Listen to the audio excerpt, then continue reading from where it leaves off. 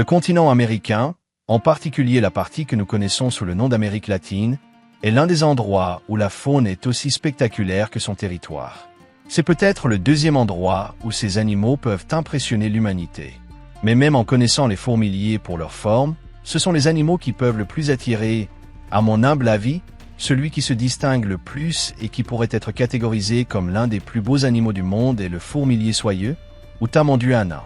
Ce mammifère singulier vit du sud du Mexique, en particulier dans les États du Chiapas et d'Oaxaca, jusqu'en Bolivie, couvrant tous les pays de cette étendue et une grande partie de l'Amazonie. C'est-à-dire qu'il se trouve en Équateur, en Colombie, au Venezuela, au Pérou, dans les Guyanes et au Brésil. Il est même présent sur l'île de Trinidad, habitant les forêts humides aux arbres à feuilles persistantes et les mangroves, du niveau de la mer jusqu'à 1500 mètres d'altitude. C'est le seul représentant vivant de sa famille, les Cyclopédidae, des mammifères qui se sont développés dans des climats néotropicaux et de l'ordre des Pilosa, caractérisés par être très poilus et insectivores.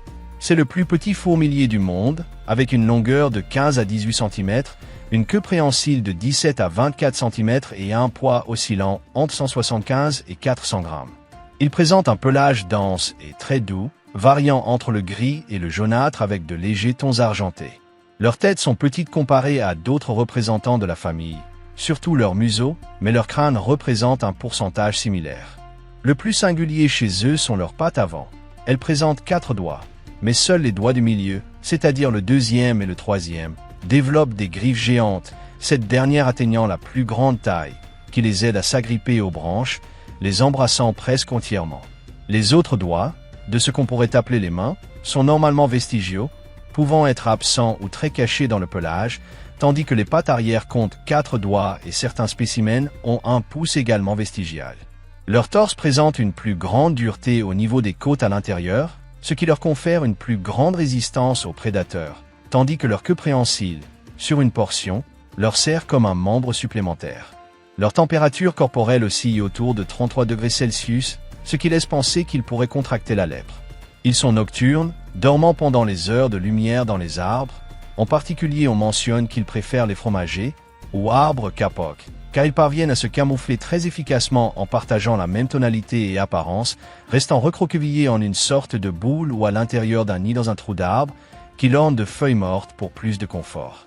De plus, ils sont presque entièrement arboricoles, évitant de se déplacer au sol, car leurs mouvements sont très lents sur terre car ils ont tendance à fermer les poings pour se déplacer, prévenant ainsi que leurs griffes ne soient endommagées ou ne se coincent, marchant sur le dos des pattes pour cela. Pendant leur déplacement nocturne, ils sont normalement à la recherche de leur nourriture de manière solitaire, étant si dispersés qu'il y en a généralement un par hectare. Lorsqu'ils se sentent menacés, ils adoptent une posture similaire à d'autres fourmiliers. Ils se tiennent sur leurs pattes arrière et lèvent les pattes avant près de leur visage, exposant leurs griffes, prêts à les planter. Chez ces animaux, cela ne semble pas menaçant, mais plutôt adorable, comme s'ils étaient heureux.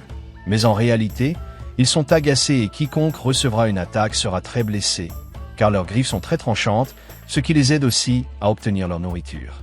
Ce sont des insectivores, dégustant principalement des fourmis et des termites, qu'ils attrapent avec leur langue longue et collante. En cas de pénurie, ils peuvent manger d'autres insectes ou même des fruits.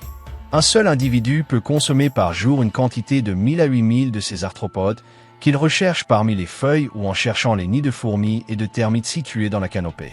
Cependant, ils ne possèdent pas les enzymes pouvant dégrader leur exosquelette, donc leurs excréments contiennent une grande quantité de restes de cette carapace. Comme ils ne descendent presque jamais des arbres, ils obtiennent de l'eau de l'humidité, de la rosée, de la pluie ou de ce qui est retenu dans les feuilles. Leurs habitudes reproductives n'ont pas été étudiées en profondeur, mais on estime qu'ils pourraient être monogames, surtout étant donné l'étendue de leur territoire. Leur reproduction a lieu en été, mais on ne fait pas la différence entre les hémisphères, donc il est possible que dans l'hémisphère nord, cela se produise en hiver ou à une autre période de l'année, différente de leurs congénères austraux. On ne sait pas comment se déroule la parade nuptiale, mais la femelle a une gestation de 5 à 6 mois, donnant naissance à un seul petit, dont les 2 parents prennent soin. Le nouveau-né naît avec des poils et reste accroché à un parent, surtout le mâle. En plus d'être allaité, après un temps, les parents lui donnent des insectes prédigérés et le laissent pendant 8 heures dans un nid arboricole. Normalement, Ils restent 9 mois avec les parents jusqu'à ce qu'ils commencent leurs propres expéditions. À 1 an, ils sont pleinement indépendants et partent à la recherche de leur territoire. Leur espérance de vie à l'état sauvage est inconnue, mais ils sont chassés par plusieurs rapaces de la zone, surtout par la harpie féroce qui les recherche pendant les heures de lumière. Mais la nuit, il est courant que leur prédateur soit le hibou à lunettes qui peut les trouver dans l'obscurité totale. En captivité, ils vivent de 2 à 3 ans, ce qui suggère qu'ils ne s'adaptent pas bien à ces conditions et qu'ils sont rares dans les eaux. Son statut est en préoccupation mineure.